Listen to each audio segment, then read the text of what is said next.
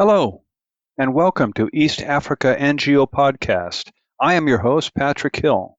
This program is sponsored by Team in Faith, supporting women, orphans, and vulnerable children in Uganda and elsewhere in East Africa since 2012. Today, I want to introduce you to Daisy Masika, a teacher in Western Uganda, a mother of 5, and a widow. I first met Daisy and her children in 2019 following the loss of her husband, Charles, a secondary school teacher. Earlier this year, I met with Daisy and her children again to get an update on their situation. It was good to see them. I was in Uganda again recently and sat down with Daisy to talk about her career as a teacher and the challenges of raising a family as a single mother. Daisy, it is good to see you once again in Kasese. Thank you. Nice seeing you too. So I want to get into a story to learn about your career in teaching. How did you get into teaching? What got you into that profession? When I went to university, my mother wished that I could do teaching. So she encouraged me to do teaching, to become a professional teacher just like her. And she inspired me, and that is how I got into teaching. And I got a degree as a secondary school teacher. So where do you teach right now? At Rwenzori High School, about 12 kilometers from Kasese town in Uganda. Mm-hmm. It's a village mixed school with basically village children who come from the hills around and the valleys. And it happens to be my birthplace too. Hey. So they've been through primary school before they get to your classroom? Yes. These are children from primary. They are now in secondary, senior 1 to senior 6. And how are they performing right now? How are your students performing? Their performance is on and off. In the past years, it used to be very good, and then it declined. It all depends on administration, finances. It's picking up now. We have hope that in the next 2 years, the performance will come back to the past glory. But we are doing our best to ensure that these learners get the best they can from us, especially with the government support. Now, is it your experience that the village children versus more of the city children, is there a difference in their performance? Would the students here in Kasese perform better than students who are deep in the village and maybe don't have access to certain educational tools? The city children perform much better. They are more exposed to better primary schools. They express themselves better in the language, English. They are more confident of themselves. So the city children perform better than our upcountry children. So as teachers, we put a little more effort to get something out of these village children. But they do try. They try, and somehow they make it. We have produced many graduates from that school of ours. What sort of subjects are you teaching? What are they learning from you? I teach history and Christian religious education. Then history, interestingly, I teach European history and African history, and then Christian religious education to the lower level. And there's a lot of history involved with that as well. Mm-hmm. There's a lot. How long have you been teaching? Let's see, since 2001. So over 20 years, 21 years. What's your view of the state of education, secondary education here in Uganda? The government is putting in a lot of effort to make it more hands-on. Originally, it has been theoretical, just teaching children how to read, write, but not understanding the details of the concepts. So today, there's a new curriculum that has been developed that involves learners in projects. They do hands-on. They own their own lessons. And it is getting more practical. And we hope to create job makers, not job seekers. That has been our biggest problem here.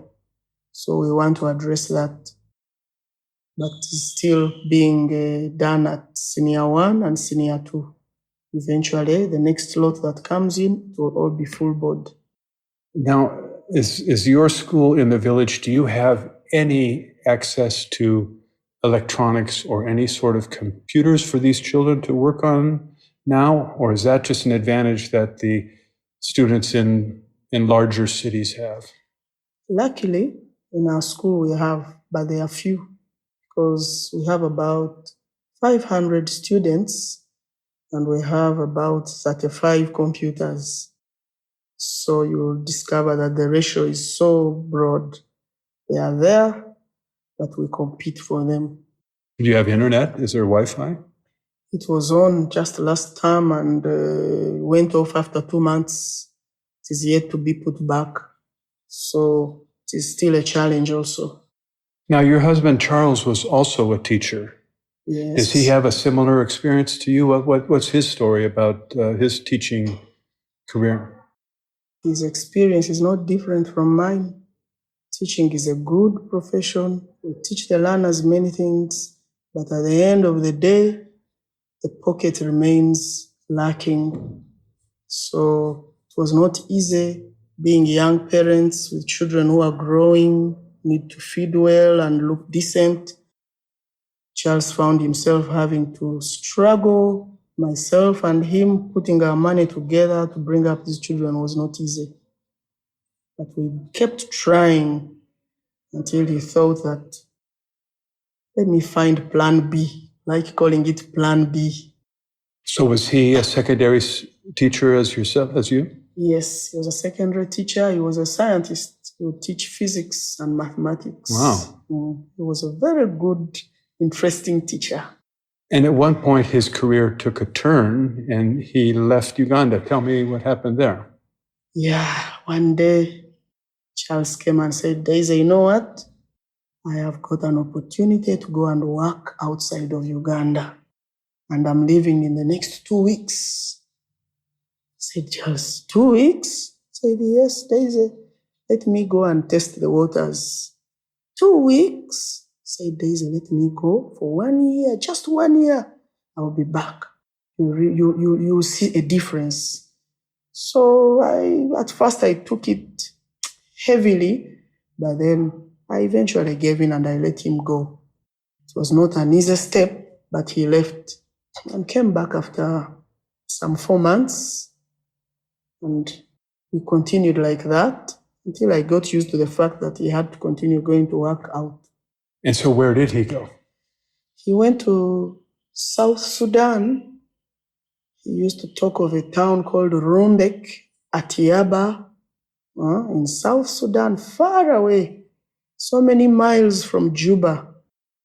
And there was a school there called Hope for Resurrection. That's where he was teaching. Hope and Resurrection. Hope and Resurrection. Hope and Resurrection Secondary School. I say that because I'm familiar with it in Atiaba, South Sudan. Okay. So did you get to meet Charles? Well, I don't know. It was my first visit to Uganda, and that was 2012. Well, my first visit to Africa in 2012. It was in South Sudan, and I went with a group, and I was part of the group that was the NGO for the school that helped build the school and hire the teachers. And I don't think Charles was there at that time. That had an influence on me in that was my first visit to Africa, but it certainly wasn't my last because I fell in love with it. So the staff or the faculty at Hope and Resurrection was primarily made up of Ugandans. And so a number of them left their families and elsewhere. So you're sort of getting into it, but what's it like to say goodbye to your husband 4 months at a time? It was tough. Every time he packed his bags to leave, I would find myself crying. And you said, Daisy, don't cry. I feel bad when I see you crying. Don't cry. I'm going to come back in 4 months. So I would wave him bye, pray, give him all the blessings I could. And I would tell him, let's keep in touch. So every 2 hours, how far? Where are you? It was not easy. It wasn't easy. But I eventually began getting used to it. The first 2 years were tough until I accepted and realized that our welfare was kind of improving. Because you tell me, Daisy, you realize that the time I've spent there, our welfare is improving. Fees is now paid on time. We are almost better than we were. So that one comforted me to just accept that, well, I'll see you after 4 months. Go well. So he was earning more. So it was turning out the way he had expected. It was turning out. It was working for us. We'd pay fees with a little relief. Okay, then in 2019, you got some bad news. Oh, that was terrible. I was in a shop shopping for the children. The term had just begun, and I received a phone call. Daisy, have you talked to Charles? I said, no, but I'm planning to call him after I'm done with this. I hear some people have been shot in Juba. And I said, no, Charles is not in Juba. Charles is in Atiaba, not in Juba. Then the call dropped. Shortly after, I received another phone call. Daisy, how are you? Where are you? I'm in town. I'm in a shop. What are you? Have you called Charles? I said, no, but I'm planning to call him. That call also dropped. Then another. So as about 5 calls, I asked myself, why is everyone asking me whether I've called Charles? And then I said, what is wrong? No one was willing to tell me exactly what had happened. They kept saying, we hear some people have been shot. Until my brother-in-law called and I wanted to know the truth. I said, Eric, tell me, what is it? Is Charles shot? Has he died? Is he wounded? And then Eric said, most probably he's dead. I was shocked. I dropped whatever I had, but I told myself, Daisy, calm down, calm down, calm down. The shopkeeper gave me a seat to sit. And that is when I began absorbing that's possible. But I kept praying that I hope he's only injured, but not dead. Until another call came in and seemed to confirm that he was dead. It was a very bad situation. And he was in Juba after all? He wasn't in Juba, he was in Rumbek. You know, Ugandans are used to calling South Sudan, they just call it Juba. He was in Rumbek, which is far away from Juba. That's why I had my doubts and said, no, Charles is in Rumbek, Atiaba, not Juba. That was my wishful thinking, saying, no, that must be someone else, not Charles. Until it was confirmed that he was the one. I actually called his number. Oh, yes, I did. I called his number. It went through, and I kept talking to the ringtone. Charles, answer. Talk back. Talk. I called the second time, he did not pick. It's after the second time that he didn't pick, then I began to lose hope. I said, it seems it is true. And so you had to inform the children somehow.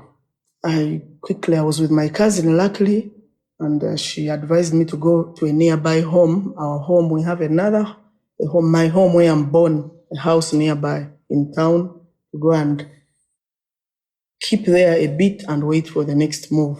So soon after, a car was sent to come and pick me from home and take me back home to where the children are. They were now waiting for me. Everyone was waiting for me at home where I had left.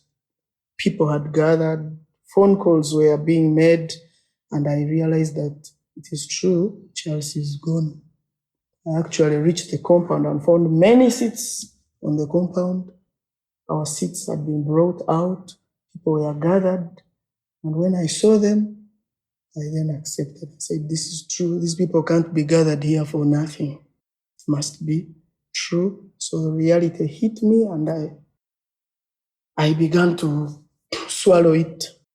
You describe a sort of a family type of, an outpouring of sort of family love for you by your neighbors in the community. They gather at your house in support of you.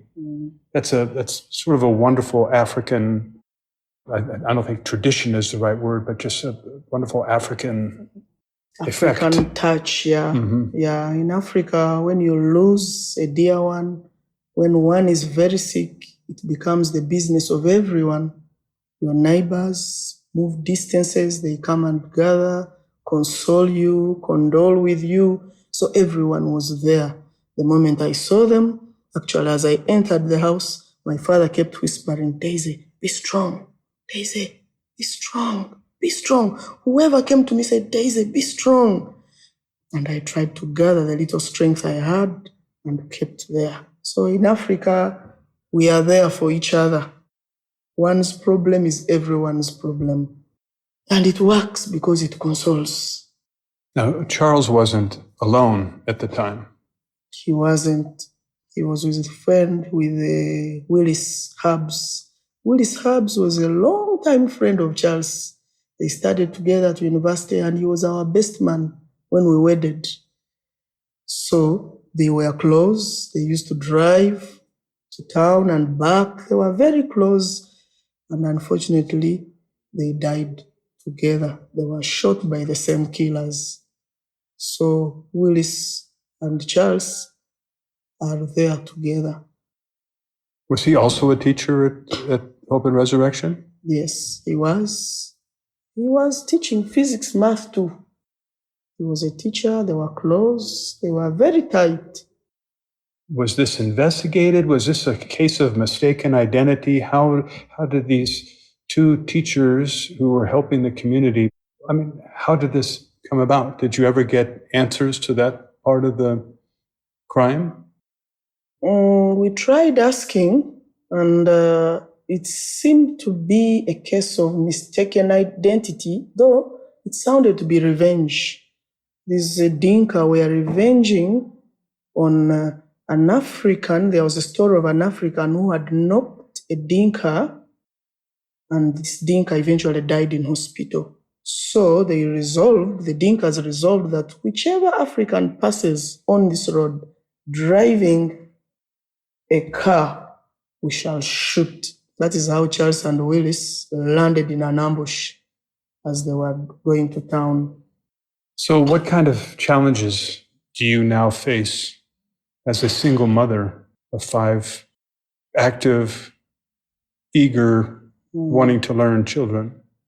That is a very big challenge, mainly financial when it comes to fees, because as a teacher, myself and Charles wish to see our children go to good schools, acquire a very good education.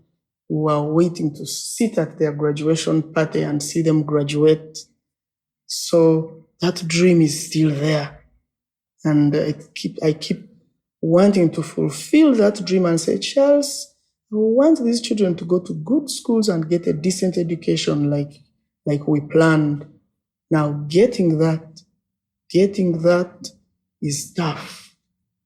It is tough because when I look at the money I earn as compared to the expenditure, it's like getting water out of a rock. I earn $250 at the end of the month.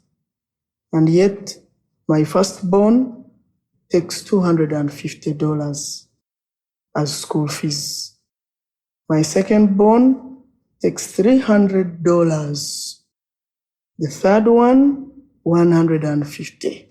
If you sum that up already, it is exceeding what I earn. The fourth, $152. And the fifth, $120. So if you look at how much goes out of my pocket versus what I earn, you'll just wonder, will these children achieve this dream? Will that wish ever be achieved of having them graduate with a degree or even better? It is not easy. Apart from even other developments, welfare, feeding, and then construction. By the time Charles died, we had just laid the foundation for our first house. A house we'd call our own. We had just laid it, and I've managed to put it up to some level, Actually, from the funds that when Charles died in May, the school offered to pay his salary up to the end of the year 2019. They said they would pay him up to the end of his contract. So quickly, since I was now in a panic mode, I was saying, Daisy, you have to do this and the other and the other. So that money, every time it came monthly, we raised a house with a friend. Close played a very big role. He was like the foreman. I don't know whether he was like the engineer, the supervisor. And the house is up to ring beam level. It is also roofed, but not shut. It's not habitable, but at least it is there. So that aside, school fees on this side, welfare on this other side, medical bills, it's not easy. It is tough. So those school fees that you are describing, is that for a term? Yeah, it's for a term, a term per child, where a term is about 3 months. And they have about 3 terms a year. Yes. And then one term is off for, the equivalent of one term is off for holidays. Well, you have a very interesting, compelling story, and I'm glad we have been able to talk about it. What can listeners do who hear your story? What can they do if they wish to help you? The best way that one can help me is to help me raise school fees for my children. That is where my biggest need is, school fees. I feel bad when the children call to say, you see, I'm about to be sent home for fees. There's no pocket money. It really touches me. I would like these children to go through the education system without interruption. Because as a teacher, I know the meaning of going to school. That is the biggest need, school fees. Yes, Team in Faith is familiar with that. And we know that there are families around the country, especially Western Uganda, where we concentrate on, who struggle to raise those fees. And Team in Faith attempts to step in where we can to help get those children over the hump. So you described for your 5 children fees that is close to about $900 or $1,000 a term, or about $3,000 a year. And yet, there's another girl I stay with. She's my adopted daughter. I stay with. After the children all went to boarding, I remained in the house alone since Charles was no more. So I picked up a girl. She's in senior 6. Stay with her. She's a vulnerable girl, well-mannered. So she's also my responsibility. She's there with me. She gives me company. She's as good as my daughter as well. Well, Daisy, it has been a joy and a pleasure to talk with you and learn your story in some detail. And I wish you and your children who I've met the very best. We need prayers. We need help, financial help as well. We need comfort. We need company of others. That was Daisy Masika, a secondary school teacher in Uganda and a single mother of 5. There is a GoFundMe page to help Daisy raise money for her children's school fees. You can find it at gofundme.com and search for Daisy's School Fees. You can see the link on this East Africa NGO page. Thank you for listening today. This program is sponsored by Team in Faith, lifting lives and raising hopes in Uganda and elsewhere in East Africa since 2012. If you are able and interested, make a donation to support our projects involving women, orphans, and vulnerable children. Visit our website at teaminfaith.org. I'll be back again soon to introduce you to another organization that is helping our brothers and sisters in East Africa. For East Africa NGO, I'm Patrick Hill.